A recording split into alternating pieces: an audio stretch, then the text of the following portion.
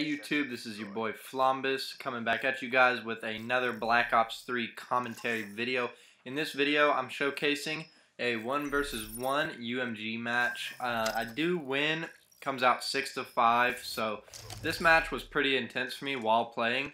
I was actually up by 4 rounds, I'm sorry. I think I win one, I lose one, then I win 4 straight rounds, and then he comes all the way back up to 5-5, and then I win the last round. So that's just a little spoiler alert for you guys.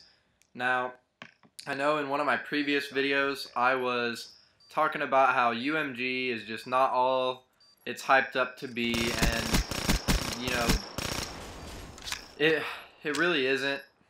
So, you know, I don't know how much more of the UMG scene that I can take, but from what I see, it's just a bunch of people from public match that are decent at the game.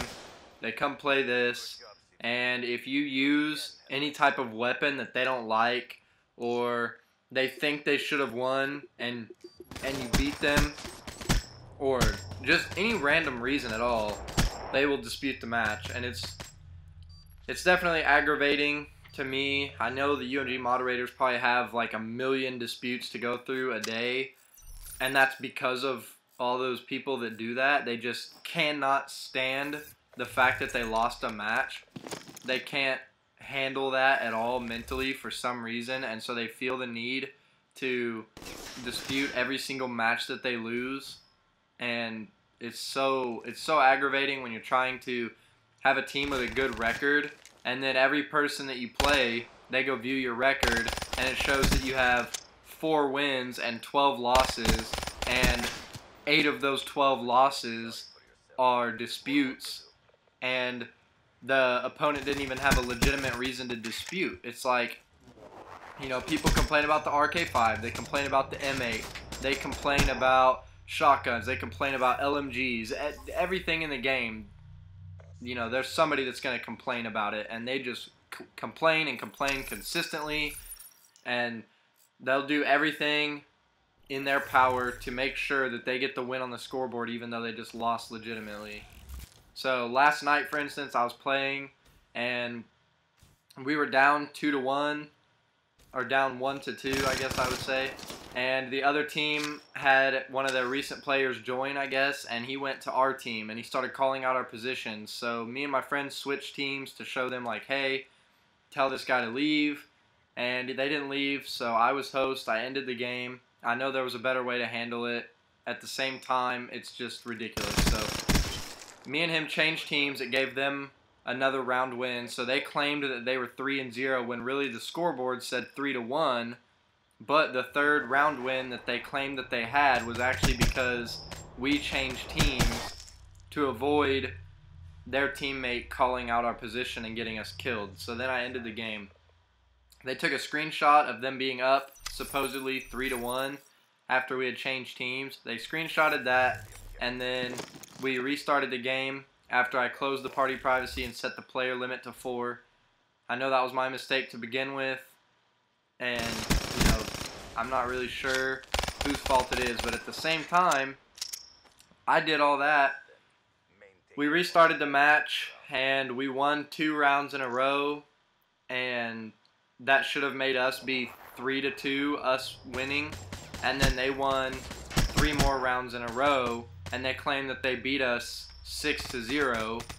They screenshotted that game and then uploaded it to UMG with a dispute, and they won the dispute for some reason. So I think the whole thing about, you know, there's a lot of people on UMG, and they tend to, if you're in a match and they're winning 2-0 and somebody on their team has an HCXD, which is a super weak score streak that really doesn't help you out that bad, because it really just means your character is going to be laying on the ground completely defenseless, and while your HCXD is up, everyone on the other team is going to be running around the map looking for you. So when people get an HCXD and they're up 2 rounds, and let's say you open the scoreboard and you realize that everybody in the match except for the host has lagging connection, and you request a host change and they end the game, they'll say, oh, well, we were up 3 rounds and we had streaks, so technically that makes us 5-0, and if you don't like it, then kick us out of the game. and then out of nowhere, you know, you restart the match, they'll win one round, and they all leave, and then they'll dispute, and they win the dispute for some reason. I think it's kind of a corrupt system, and it's really messed up, and it's sad that people take Call of Duty so die-hard seriously that they do that. I mean, I am competitive, and I do take the game somewhat seriously. Like, I do get focused, and I enjoy playing it and calling out and getting intense and focused on the game. That's all fun and everything. But when you got people that are sore losers and they're literally playing Call of Duty like that is their life, and there is nothing else in the world that matters besides Call of Duty. Those are the type of people that will just dispute every match and make the whole competitive experience unpleasant for everyone that's trying to become new to the competitive experience. So those are just my 2 cents on it. I'll stop ranting now. Back to the gameplay. You see here I'm planting the bomb, and now 1v1 search and destroys are very hard because a lot of it is just timing. It's knowing where to be and when to be there. So right here you're actually going to see me randomly. I go and check the bomb, and there's just the guy standing right there by the double window. He's standing right there. Easy to take him out. No skill required. Somebody with no thumbs could have easily taken that guy out, right? So the thing that's so frustrating about 1v1s is, like, if you're not in the perfect spot at the perfect time, you could get shot in the back, or somebody could have just taken 2 seconds out of a rush to sit in a corner just real quick to see where you are, and you could run right by them and they could just destroy you without you even knowing that they were there. So it's really all timing.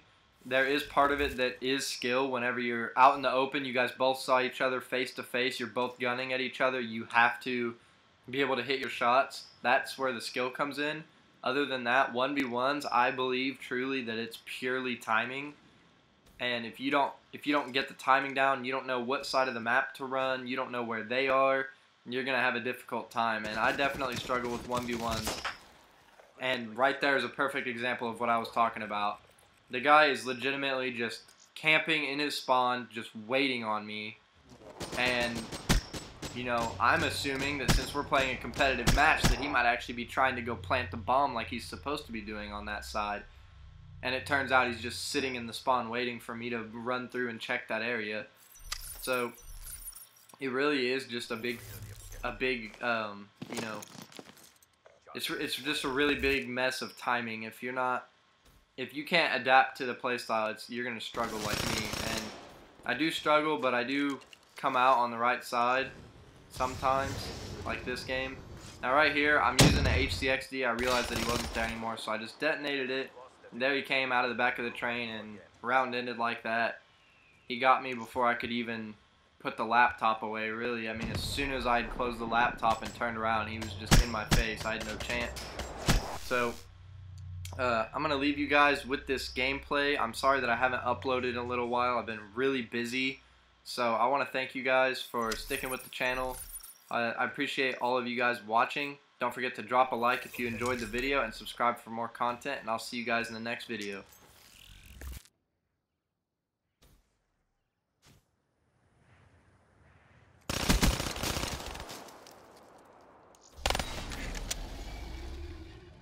Quit feeling sorry for yourself. There's more work to do.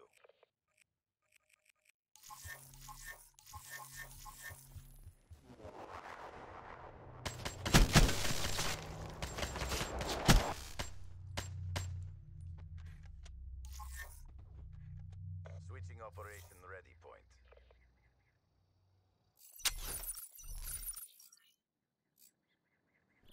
Neutralize the objective. Bomb acquired.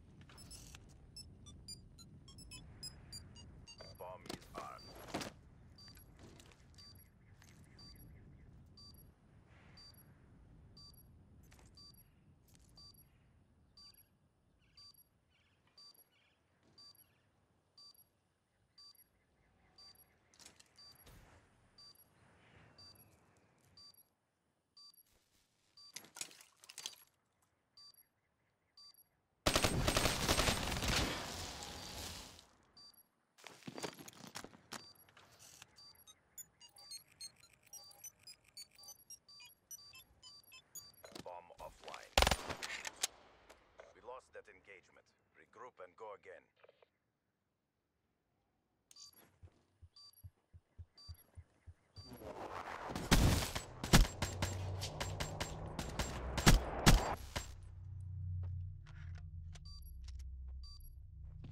Extended mission time.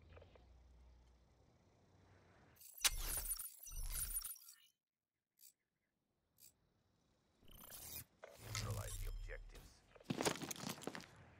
We got the bomb.